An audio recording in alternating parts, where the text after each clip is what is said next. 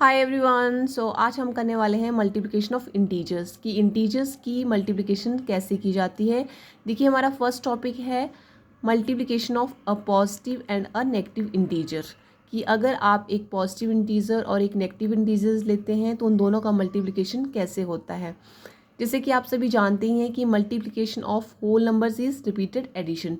For example जैसे यहाँ पे देखिए कि अगर आप किसी होल नंबर्स का मल्टीप्लिकेशन करते हैं तो वो क्या होता है, रिपीटेड एडिशन होती है। जैसे 5 को यहाँ पे 3 टाइम्स ऐड किया गया है और इक्वल टू में क्या आ गया 3 into 5 that is equal to 15। ठीक है, अब देखिए यहाँ पे आपको बोला गया है कि एक पॉजिटिव इंटीजर लेना है और एक नेगेटिव इंटीजर, उन दोनों की मल्टीप्लिकेशन कैसे होगी। देखिए जैसे फॉर एग्जांपल हम यहाँ पे 5 एक पॉजिटिव इंटीजर है हमारा, उसको हम किससे मल्टीप्लाई कर रहे हैं, एक नेगेटिव 5 से। ठीक है, तो हमारा क्या हो गया, एक पॉजिटिव इंटीजर हो गया और एक नेगेटिव इंटीजर हो गया। अब इन दोनों का आंसर क्या आएगा देखिए हमारे पास, तो इन दोनों का आंसर देखिए 5 5 जार कितना होता है 25। अब आपके पास अगर एक नेगेटिव इंटीजर है तो आपका आंसर भी किस में आएगा, नेगेटिव में। ठीक है, नेक्स्ट देखिए अगर मैं 5 को 3 टाइम्स मल्टीप्लाई करती हूँ, फॉर एग्जांपल मैं इसे आपको समझाने के लिए ले रही हूँ। देखो अगर आप 5 को 3 टाइम्स मल्टीप्लाई करते हैं, सबके साथ आपका माइनस का साइन है, देखिए सबके साथ माइनस का साइन है, तब भी आपका आंसर क्या आ जाएगा, 5 5 जार 25 एंड 25 5 जार कितना हो जाता है 125। ठीक है, अब देखिए यहाँ पे बात तो हो रही है कि एक पॉजिटिव इंटीजर लेना है और एक नेगेटिव इंटीजर, हमें सिर्फ 2 इंटीजर की बात की गई है। अब यहाँ पे अगर मैं मान लो 7 लेती हूँ, एक पॉजिटिव का है और एक नेगेटिव का 7 है, तो आंसर कितना हो जाएगा 49 और 49 के साथ आपका क्या आ जाएगा, नेगेटिव का साइन। अब जब भी आप एक पॉजिटिव इंटीजर और नेगेटिव इंटीजर का मल्टीप्लिकेशन करते हैं तो आप माइनस साइन को ऐसे सोचिए कि माइनस साइन साथ में है ही नहीं, पहले इन दोनों नंबर्स को as a whole positive integer के तौर पर आप उसको क्या कर लीजिए, मल्टीप्लाई कर लीजिए। देन उसके बाद लास्ट में आपको क्या करना है, जो माइनस का साइन एक होगा आपके पास वो आपने आपके आंसर के साथ लगा देना है, वही इसका आंसर होगा। तो देखिए यहाँ ये सब करने के बाद हमें क्या समझ में आ रहा है कि multiplication of a positive integer और नेगेटिव इंटीजर, ठीक है, we multiply them as a whole numbers and put a minus sign before the product। ठीक है, अभी जो यहाँ पे ये मैंने ये लिखा है ये इसका ही लिखा है। ठीक है, यहाँ पे माइनस का साइन था तो पहले एज अ होल हमें पॉजिटिव इंटीजर के रूप में हमें इनको मल्टीप्लाई कर लेना है। देन जो हमारा आंसर आएगा उसमें आपने क्या करना है, माइनस का साइन लगा देना है, वही आपका क्या होगा, आंसर। ठीक है, अब मान लीजिए एज ए जनरल आप लेते हैं, मान लेते हैं कि आपके पास एक ए है और एक क्या है, माइनस का बी है। ठीक है, 2 पॉजिटिव इंटीजर, देखिए 2 positive integer A and B, 2 positive and 2 integer हैं आपके पास, देखिए 2 integers, a positive and a negative integer. तो क्या हो जाएगा, अगर एक नेगेटिव है और एक पॉजिटिव है और उन दोनों को आप मल्टीप्लाई करते हैं तो यहाँ पे क्या हो जाएगा आपका ये आपका हो जाएगा ए, आंसर में आपका आ जाएगा A B, minus A B, मतलब दोनों को मल्टीप्लाई करने पे जो प्रोडक्ट आपके पास आ रहा है उसमें फ्रंट में आपका क्या लग जाएगा, माइनस का साइन। और आप उसको ऐसे भी लिख सकते हैं, A into minus B is equal to minus का ए है अगर आपके पास, चाहे ए के साथ माइनस लगा है चाहे बी के साथ लगा है, आपका आंसर जो है वो माइनस ए इंटू वी, मतलब आपका जो प्रोडक्ट होगा उसके साथ आपको माइनस का साइन लगाना ही है। ठीक है, अब देखिए नेक्स्ट टॉपिक है मल्टीप्लिकेशन ऑफ 2 नेगेटिव इंटीजर्स। अगर आपके दोनों ही इंटीजर्स नेगेटिव साइन के हैं तब आपके पास क्या आंसर आएगा और आप कैसे उसको करेंगे।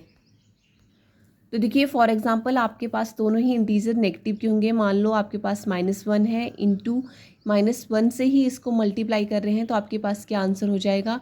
आप पहले इसको एज अ पॉजिटिव इंटीजर के रूप में इनको मल्टीप्लाई कर लीजिए। अब देखिए वो 1 आ गया आपके पास, यहाँ पे माइनस का साइन है, यहाँ पे भी माइनस का साइन है। जब आपके पास 2 माइनस के साइन है तो दोनों जब माइनस इंटू माइनस हो जाता है तो आपका जो प्रोडक्ट है वो क्या हो जाता है, प्लस में। ठीक है, जैसे मान लो यहाँ -2 है, -2 को अगर आप -2 से मल्टीप्लाई करते हैं तो आपके पास क्या आंसर आ जाएगा, 4।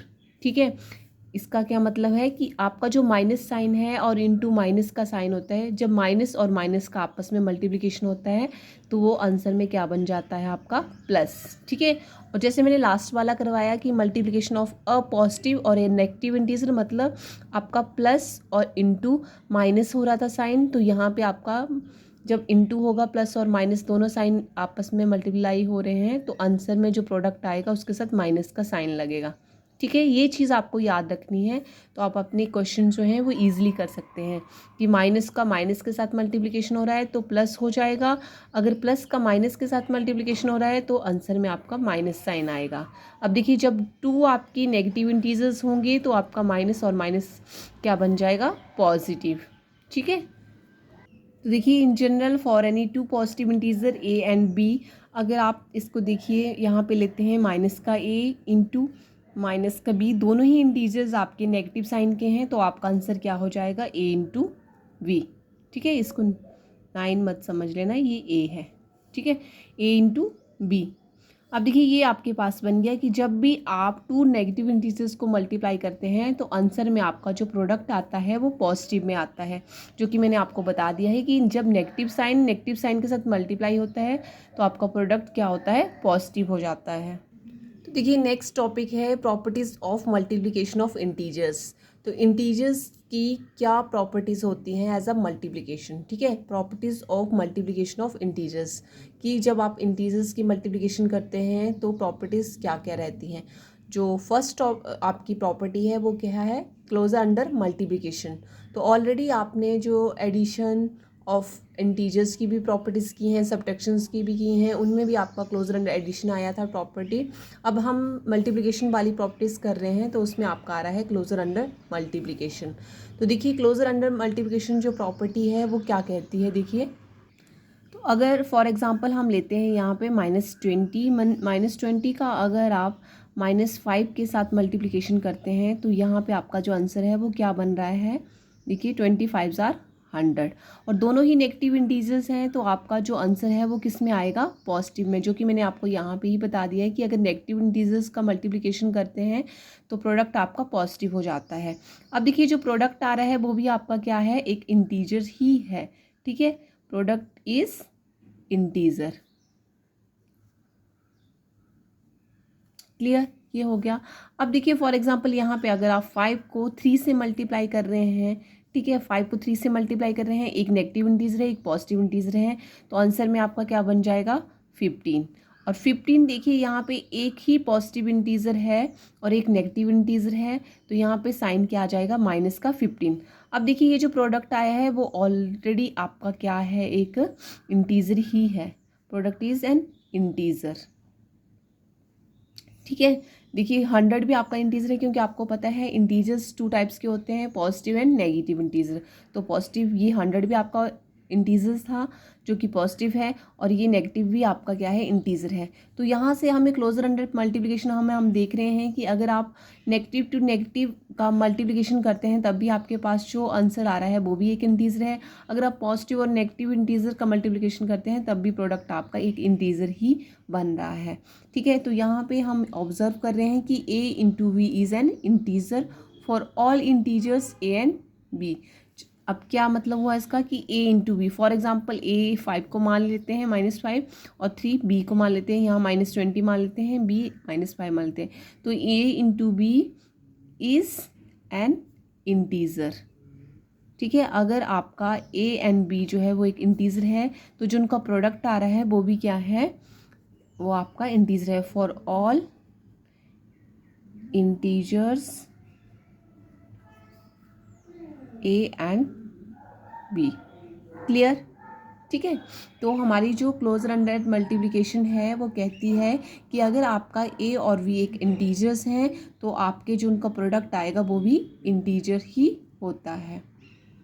नेक्स्ट देखिए, नेक्स्ट प्रॉपर्टी है कम्यूटेटिविटी ऑफ मल्टीप्लिकेशन, कि मल्टीप्लिकेशन जो है वो एक कम्यूटेटिव प्रॉपर्टी है या नहीं है। तो देखिए जब हम इसको करेंगे तभी हमें पता चलेगा कि मल्टीप्लिकेशन जो है वो एक कम्यूटेटिव प्रॉपर्टी है या नहीं। तो इसको प्रूफ करने के लिए फॉर एग्जांपल हम ले लेते हैं कि फॉर एग्जांपल हमारे पास यहाँ 2 है, इन 2 में हम कर रहे हैं 3। ठीक है। अब 2 इंटू 3 कर रहे हैं या फिर हम इसको 3 इंटू 2 लिखेंगे, तो देखिए यहाँ पे इसका आंसर और इसका आंसर हमारे पास क्या बन रहा है, 6 ही बन रहा है। आंसर हमारे पास सेम ही आ रहा है, चाहे आप 3 इंटू 2 लिखिए या फिर 2 इंटू 3 करिए, आपका आंसर सेम आ रहा है। अगर आप एक पॉजिटिव इंटीजर लेते हैं, एक नेगेटिव इंटीजर लेते हैं, देखिए -2 इंटू 3 कर रहे हैं, तो आपके पास क्या आंसर बन रहा है यहाँ पे, -6। अगर आप यहाँ 3 को लेते हैं, -3 को पहले लेते हैं और -2 बाद में लिखते हैं, ये पॉजिटिव का 3 है, ठीक है। 3 इंटू -2 लेते हैं, तब भी आपके पास आंसर जो है वो -6 ही बन रहा है।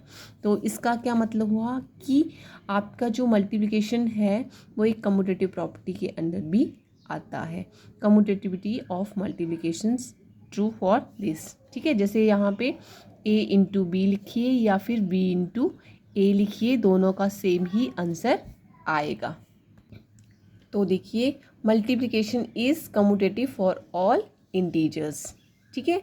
चाहे आप इसको 2 इंटू 3 लिखिए या 3 इंटू 2 करिए, आपका आंसर सेम ही आता है।